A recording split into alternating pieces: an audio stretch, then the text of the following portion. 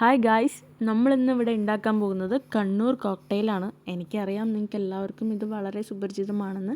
എന്നാലും നമ്മൾ നമ്മുടെ വീട്ടിൽ ചെയ്ത ചെറിയൊരു ട്രൈ ആണ് നിങ്ങളെ കാണിക്കുന്നത്. ഇതിനായിട്ട് നമുക്ക് ആവശ്യം കട്ട് ചെയ്ത പപ്പായ, വേവിച്ച് വെച്ചിരിക്കുന്ന carrot, dry fruits and ice cream. ഇതിലേക്ക് നമ്മൾ ഷുഗർ ആഡ് ചെയ്യുന്നുണ്ട്. അതുപോലെ തന്നെ ഫ്രീസറിൽ വെച്ച് ഫ്രീസ് ചെയ്തിട്ടുള്ള പാലും ആഡ് ചെയ്യുന്നുണ്ട്. ഞാനിപ്പോൾ എങ്ങനെ ചെയ്യുന്നതെന്ന് നോക്കാം.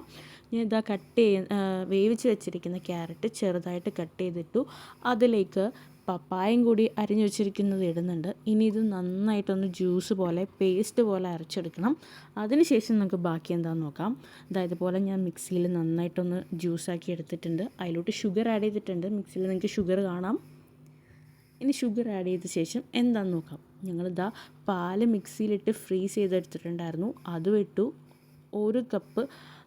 ഒരു സ്പൂൺ ഷുഗർ ആഡ് ചെയ്തു. ഇത് എഡിറ്റ് ചെയ്തപ്പോൾ ഇപ്പോൾ വന്നതേ ഉള്ളൂ. ഷുഗർ നേരത്തെ ആഡ് ചെയ്തതാണ്.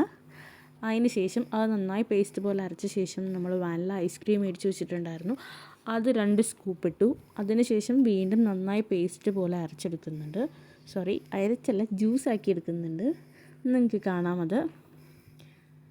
ലാസ്റ്റ് എല്ലാം കൂടെ മിക്സ് ചെയ്ത് കഴിഞ്ഞപ്പോൾ ഡ്രൈ ഫ്രൂട്ട്സ് ആൻഡ് കോൺഫ്ലേക്സ് അതിന് മുകളിലോട്ടൊന്ന് ഗാർണിഷ് ചെയ്ത് കഴിഞ്ഞപ്പോൾ കണ്ണൂർ കോക്ടെയിൽ റെഡി.